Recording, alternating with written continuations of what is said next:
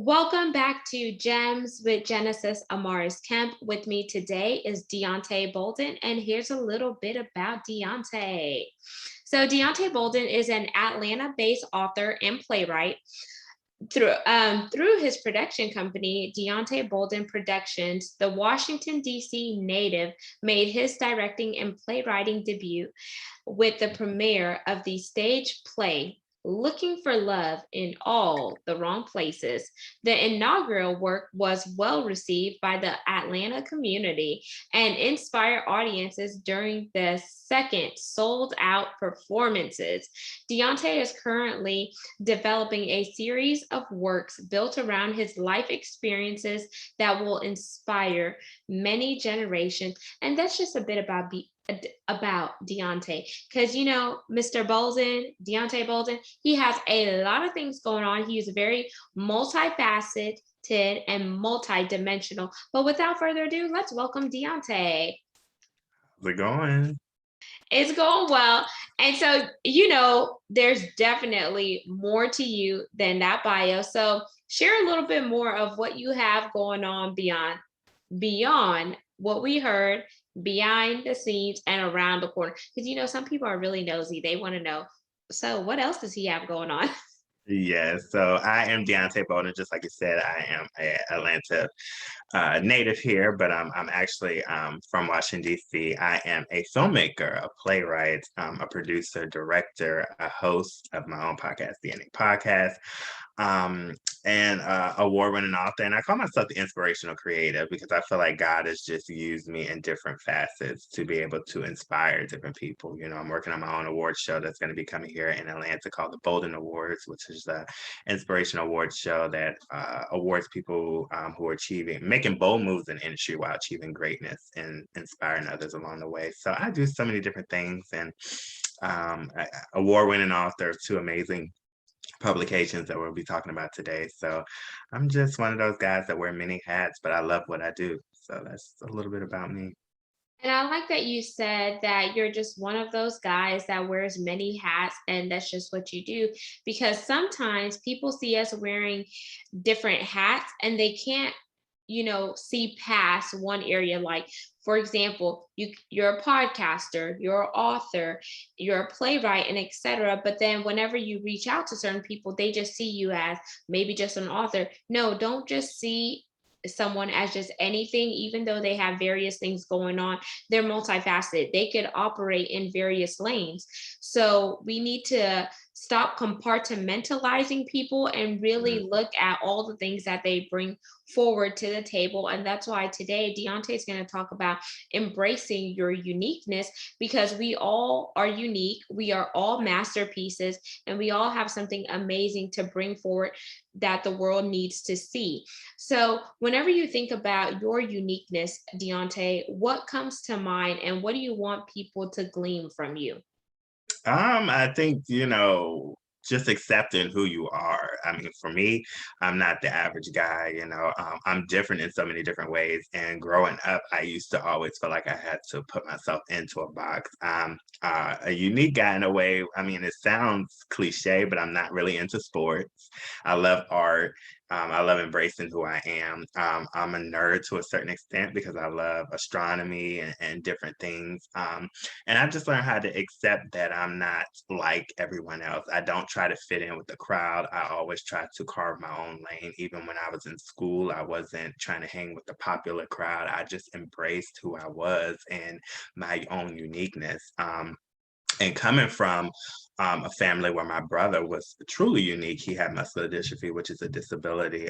It's always made me want to embrace what it means to be different and unique because he was different and unique. I was one of the kids that stood out in school because I was the boy who had a brother who was in a wheelchair, and me and my brother, we used to go to school together. So all of my life has just been about learning how to embrace who I am and my uniqueness. And I thank God for my brother because if it wasn't for him, I think I would have probably been a different person. I've probably been trying to hang with the cool kids in the crowd and maybe been out there getting in trouble. But I always knew that there was something unique about me. I don't need to go out and hang with the tough crowd to fit in and be cool. I'm just learning how to embrace who God created me to be And it's gotten me to, a great place where I'm able to embrace, the greatness within me. And I like that because sometimes, things don't just happen to us, but they happen for us. But Mhm. whenever they happen to us, we don't really understand, why is this happening to me? Some people have a different vantage point. They feel like, okay, is it the universe? Is it God? What did I do? Or all of those things that that we as humans conjure up. But whenever we start to take a step back and we analyze, okay, this happened to me because it's pushing me to get to a higher level, and I'm not supposed to remain in this season and chapter of my life. So, as you were talking about your brother and muscular dystrophy, and you just really, being there with your brother and not necessarily assimilating with the crowd in school, but just going at your own pace, your own lane, and etc. And then now hearing all the incredible things that you are doing in Atlanta and etc. Whenever you think about your childhood and how you were raised, how has that affected you? It's affected me in a way where it's being having a brother with a disability. Seemed like I had a lot of disadvantages growing up because I couldn't do a lot of things I love to do. I started realizing in high school that I wanted to be an actor and I wanted to be a part of stage productions, but I had to be responsible, come home and look after my brother because my mom had to work.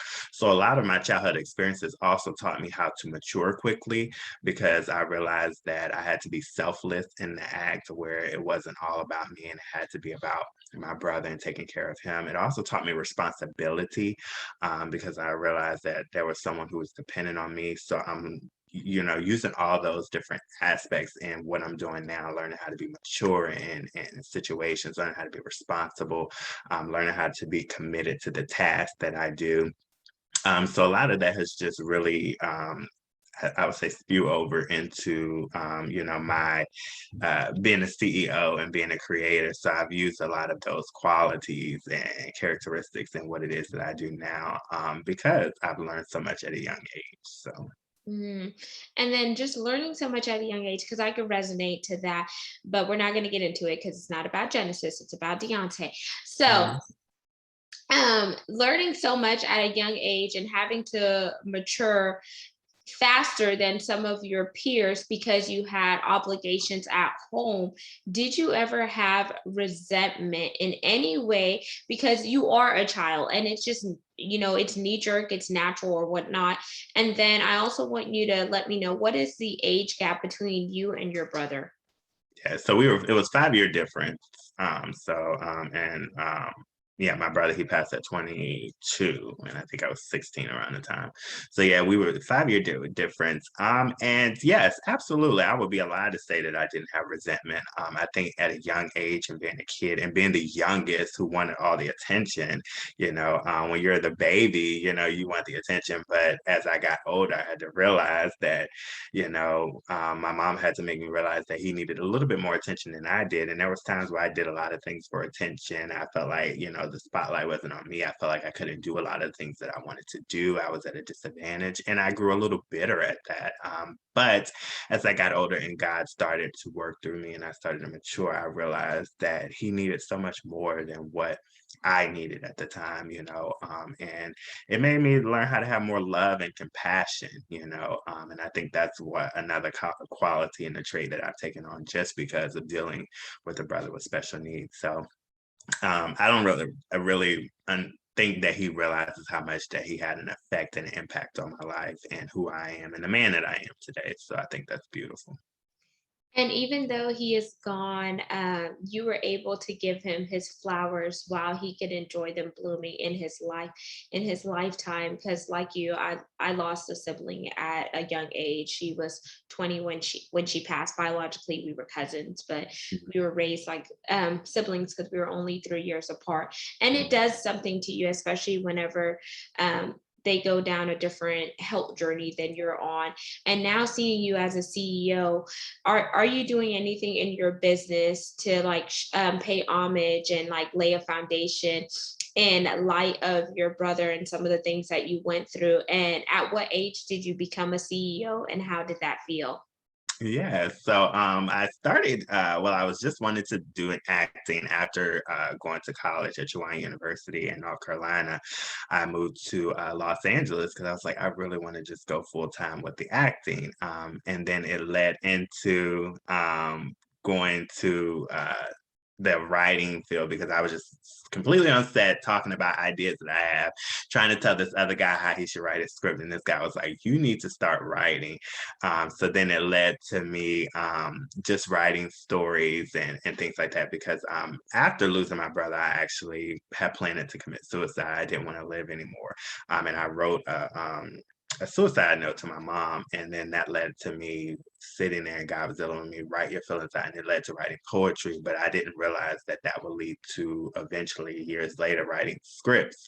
So I went back to some of my poetry after having been on set in Los Angeles, and I was like, I really need to start writing scripts. So a lot of my scripts is paying homage to my brother because I write a lot of stories, I write a lot of my feeling, and writing has been the safe haven for me because it really saved my life because I was able to express myself. Men, we tend to suppress a lot of emotions, and I didn't start officially grieving until I wrote my first book over my brother because I was trying to be like the rock of the family and hold everyone up.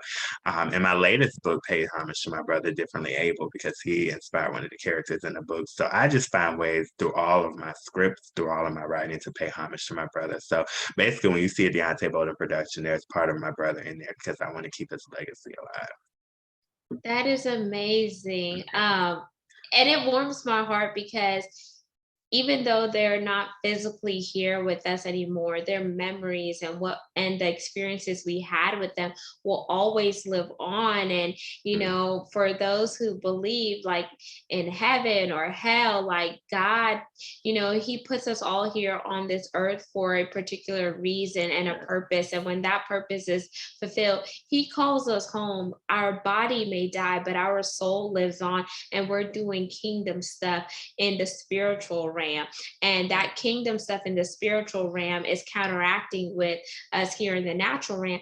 And count it all joy whenever you are faced with encounterings that are divine interventions, divine connections, miracles, signs, and wonders, all of that mhm, stuff. Some people call it the woohoo, but I'm here to say that you have to use your gut instincts and discern um, what is being dropped down in your spirit and in your gut in a mhm, specific moment.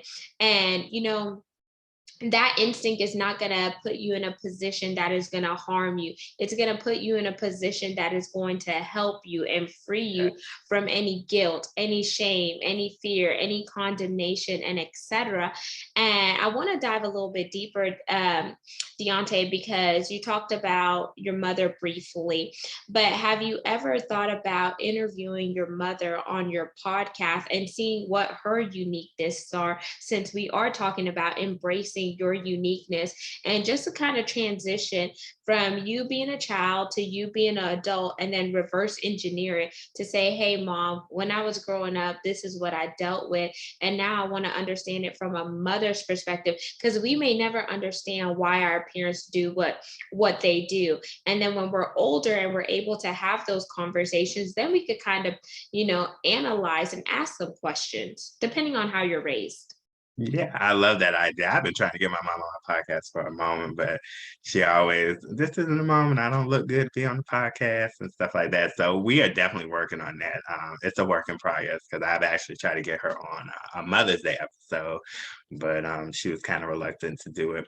But we'll see. I definitely love that idea, and I love that you said it because it makes me want to go back and like keep asking her until I actually get on there. But I love that idea because it will just be a beautiful episode to just have two perspectives and how we both were feeling at the time, and maybe something we didn't know that the other person thought they knew. So I love that idea. So I definitely have to do that. So you got me uh, thinking about an episode to do. So that's a great one. And I think around Thanksgiving or Christmas, the holidays, it would be perfect to kind of do something like that. So thank you for that idea. I love that. My pleasure. And you could package it up as a gift. You could remix it. You could do various things, and it would be like a way to give a tribute back to your mother, but also for you to learn on what she was thinking about during that instance. And were you raised by a single mother? Yes. And how has that affected you growing up and where you are now? And do you know who your father is? And have you tried to, if he is still living, have you tried to establish a relationship with him to ask him some questions that may not have gotten answered? Yeah, I do know my dad, and me and my dad are just now rebuilding our relationship. We talk every other week, but I just haven't had the courage, and I'm asking God to deal with that because sometimes when you're trying to build a relationship with someone, you try not to ask questions that you feel like will bring some division because that's a very sensitive topic. I did kind of ease it in some of the conversation that we've had previously, but my dad is just kind of in his zone and how he thinks, and it's like talking sometimes when we have conversations. It's kind of like sometimes I feel like I don't get through, but I think God will bring us to a point of doing that. But yeah, there was a lot of bitterness towards my dad. We hadn't talked for years. I think it was almost 9, 10 years we hadn't talked. But we just recently started talking and having a relationship. And I think COVID brought us more together because during COVID, it just made me realize that life is so short and you can lose people in the blink of an eye. And I didn't want my dad to ever leave this earth, or neither one of my parents leaving this earth and not have bitterness or any type of animosity towards them, because I don't that would eat away at me. And then it will also I just am at a point in my relationship with God where I just want to give up a lot of the bitterness and the hatred and animosity because it eats away at you. And I want to live a long life and I want to love people while they're here. So I'm just at that point right now. And I'm glad that you and your father are now having a relationship and you are sensitive to knowing what type of questions to ask and curate. And if you don't mind, I would want to interject because I lost my dad in November last year. Mm, And I would interject, like sometimes we try to protect, their feelings, that mm, we limit our feelings, and there's certain things that we want to ask, but there's different ways that we could curate asking it, because that's a part of who we are and embracing our uniqueness. And if we don't ask those questions, then we're not really tapping into our full uniqueness, because we're tiptoeing on eggshells, and then there's different elephants in the room. So, like for example, what, like, if you don't mind sharing, like what's one question that you want to ask your dad I or know tell him?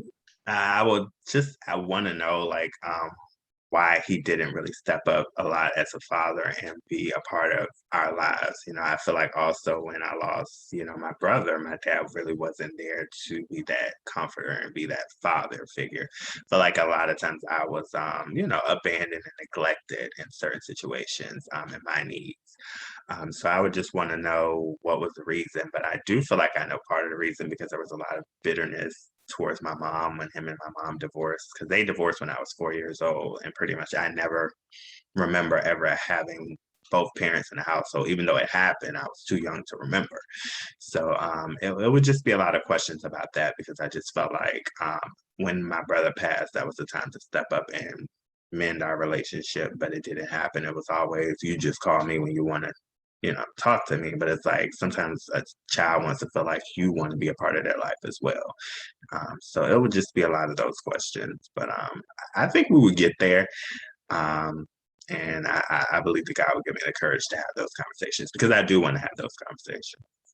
And he will give you the courage, and I think you already have the courage. I think he has given you the courage, but I think there may be some remnants right now in your flesh that is holding you back out of trying to protect the peace, and you knowing who your dad is and you kind of knowing his personality, that it's Hmm. causing you to kind of retreat when you know that, okay, this is the season that I really need to step forward and take that leap of faith. So one thing that maybe you could start is like with the icebreaker and say, Dad, I really love you. And, there were some things that, happened, after, is it Angelus? Is that your Oh, brother's name? no, Jaquan. Jaquan.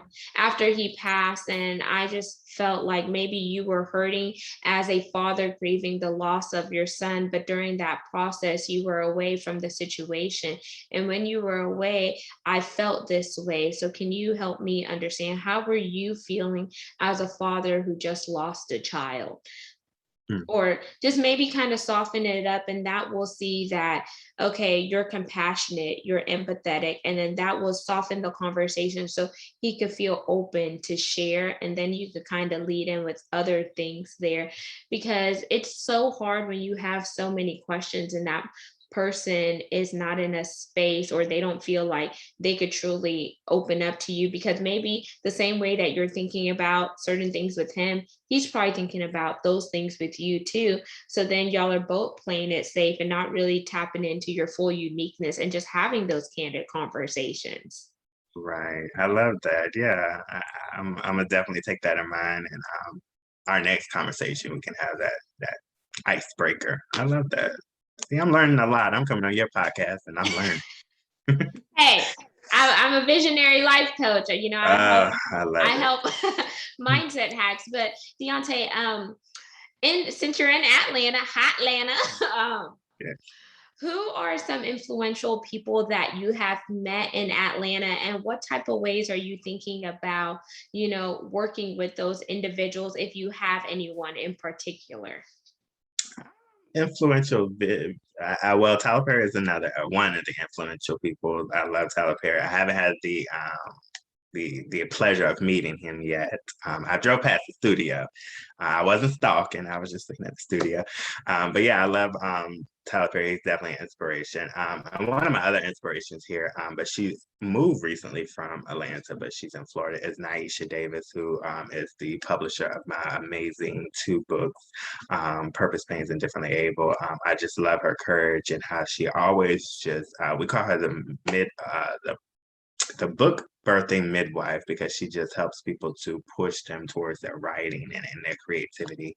Shout out to Naisha, but she's just amazing, and she's been such an influence in my writing journey, especially as an author. I mean, she's just pushed me to just tell my stories. Sometimes we're just so afraid, and in Purpose Pains, a lot of what we were just discussing is written in Purpose Pains, and she's just been such an influence on my pushing me to tell my stories and share my stories, and go to those deep places and moments that I don't want to go, because sometimes we just hide beneath the surface so long that we don't want to talk about those dark, rooted issues that we face. So she's definitely been an influence, and I mean, there's so many great people out here. I can't think of them all on top of my head, but those are my main two. Tyler Perry has inspired the script writing, and then Naisha has been an influence with the books and being an author. That is amazing. And I would challenge you, if you haven't had Naisha on your podcast, you should definitely interview her and kind of pick her brain and then tell her what you just told me, because I'm sure that will warm her heart and just really create, a different type of level to the relationship that you guys already have. So that would just be amazing. And I like Tyler Perry too. So if I was in Hotlanta, I may not just drive by the studio. I may try to bust in the studio. I've thought about it several times, yeah. But I've definitely been trying to get a job and actually work at the studio, because it's been an amazing experience. So. And now I want to bring you into this segment where we're going to play a game. So are you ready to play 10 questions with Genesis? Yes. Okay. Number 1, top thing that makes you unique. Top thing that makes me unique is my drive and my passion. I think to a certain extent, I'm just very focused, and I know what I want, and at a young age, and I think I know where I want to be. And I think that makes me unique, because it helps to kind of lead and guide my path to where I want to be. So I'm truly focused, and I think I'm more focused at my age than a lot of people who are around my age right now. So I think that's what makes me unique. Ooh, you just opened up another question, an easy one. Question 2, how old are you? 32. Ooh, okay, y'all. He's 32, y'all. Okay. Number 3, Are you single, dating, or courting? I'm single. Oh, okay, y'all. For anyone that's listening, Deonte Bolden is single. He put that out there, y'all. 4, favorite color. Oh, I got two, but I'll go with royal blue. Royal blue. Okay, we can hang. We can hang because I like blue too. But I'm not cripping y'all, but I like blue. 5, favorite food. I love Italian food. It has to be specific or just the type of food. Oh, you can be specific. I love lasagna. Lasagna. So he Italian and lasagna. Can you make lasagna? No, not to save my life, but I love lasagna. My mom make the best lasagna.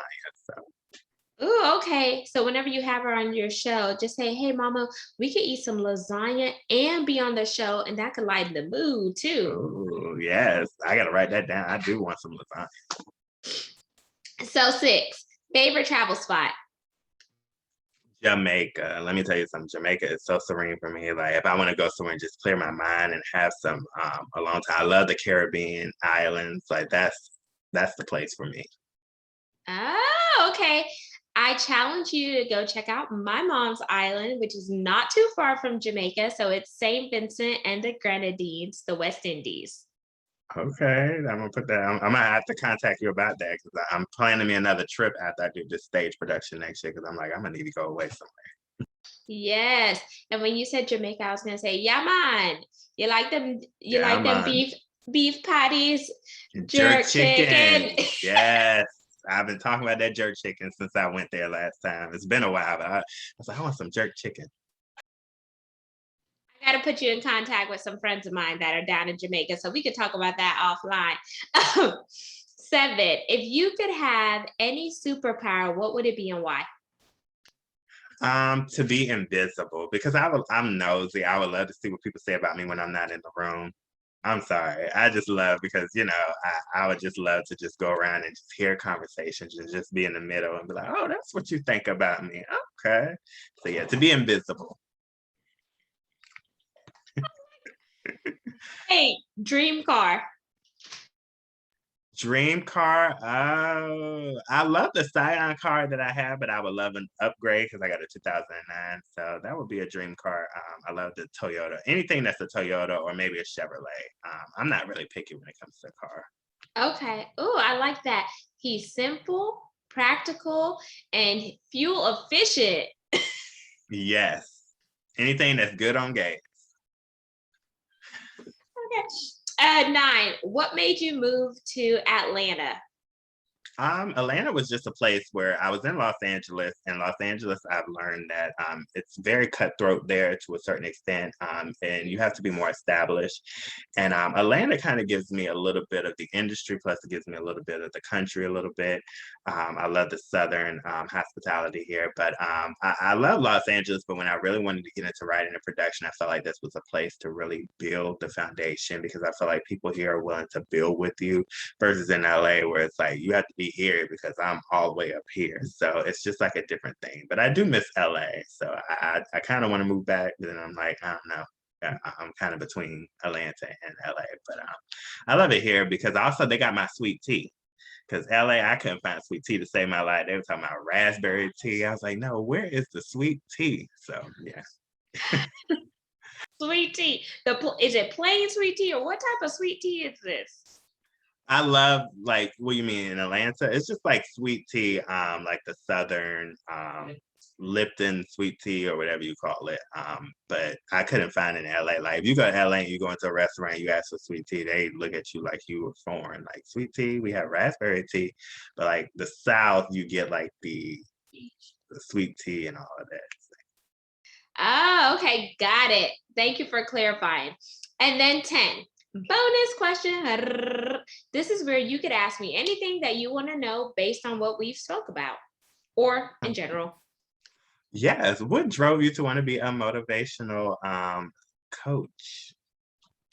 So, well, 1, motivational speaker, and then 2, I'm a visionary life coach and I work on mindset hacks. What really drove me there was just being suffocated for so long in corporate America. I spent 15 years in the corporate world. 12 of those years were spent in the oil and gas and energy sector. And just having to start over twice in my career and just work twice as hard to be seen, to be heard, given the way that I look. Then some people who see me, they know my parents are immigrants. So even though like I look like a Black girl, I don't necessarily talk like a Black girl, or I don't live in an area that is populated by Blacks, people of color, or etc. And then I found that a lot of people were just coming to me for different advices and stuff. And I said, people are already asking me this. So after my dad had passed last year, I said, you know what, God, why don't I just really tap into visionary coaching and help people work on their mindsets, because it's our mindsets that cause us to retreat instead of really go forward and launch out deep.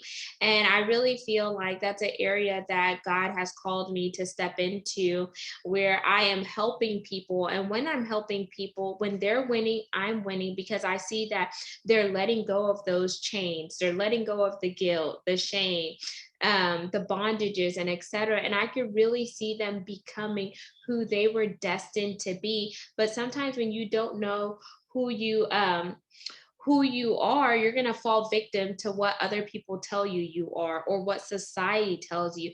And it's just something that I knew I should be doing, but I slept on it for so long. And it wasn't until I saw my dad pass last year, then I lost my grandmother this year, and just different types of death and stuff in my family that really rocked me at the core, where I was like, you know what? It's time for me to help other people, because God has blessed me to get outside of those dark places in my life. Now I need to be a blessing to others. And that's just a condensed version of the answer. I love it. Life experiences that push us towards our destiny. We have the same story. Yes. And as we close, Deonte, I want you to tell the listeners as well as the viewers once again who you are, how they could connect with you on social media, and leave them with one or two gems. Yes.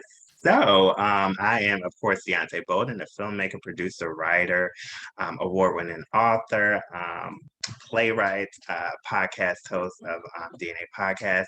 You can get in contact with me on my website, www.deonte, Deonte, Bolden, B as in boy, Olden, productions.com. I'm also at Deonte Bolden Productions. On Instagram, Facebook, Deonte Bolden Productions, all over. And if you just Google my name, it pops up. I'm one of those weird people that like to Google to see where I'm at on the search. I'm like, am I on the search? Like, if they Google me, because I want to make sure I'm at the top. So you could definitely get in contact with me. I'm an author of two amazing books, Purpose Pains, where I teach people how to move from pain into their purpose.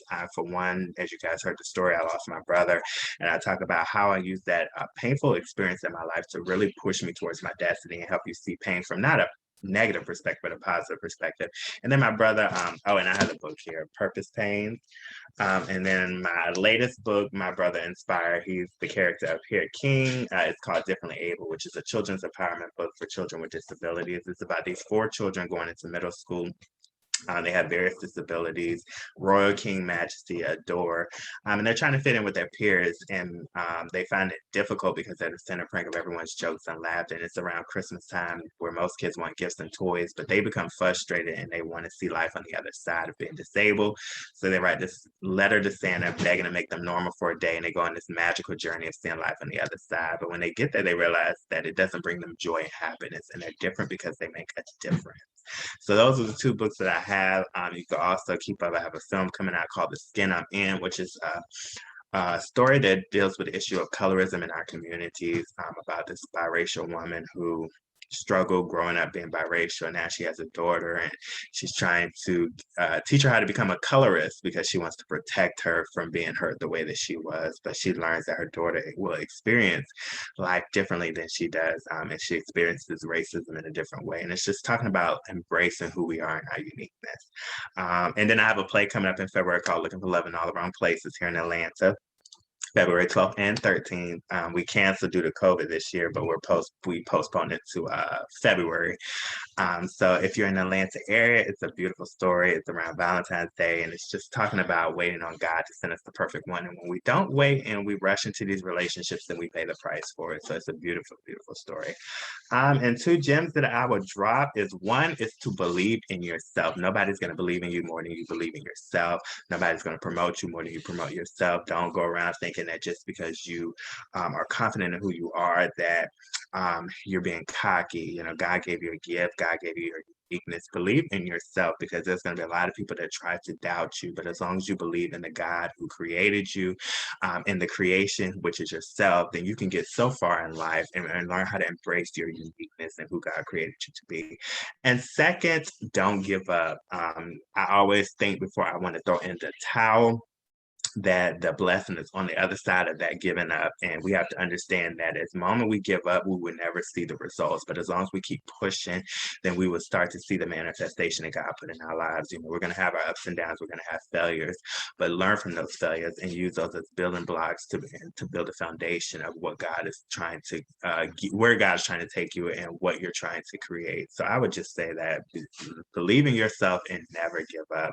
I'm a true testimony of that, because I've learn how to believe in myself, who God created me to be, and I've never given up. Every time, you know, the stones were thrown at me, I'm using them to build the foundation that God wants me to create. So I hope that answers your question. And um, It does. And thank you so much, Deonte.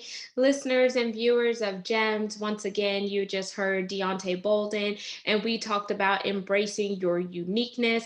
Make sure you subscribe to the podcast on the audio platform you're listening to this on, and subscribe to our YouTube channel, Gems with Genesis Amaris Kemp, and share this amazing segment with somebody who this is going to resonate with.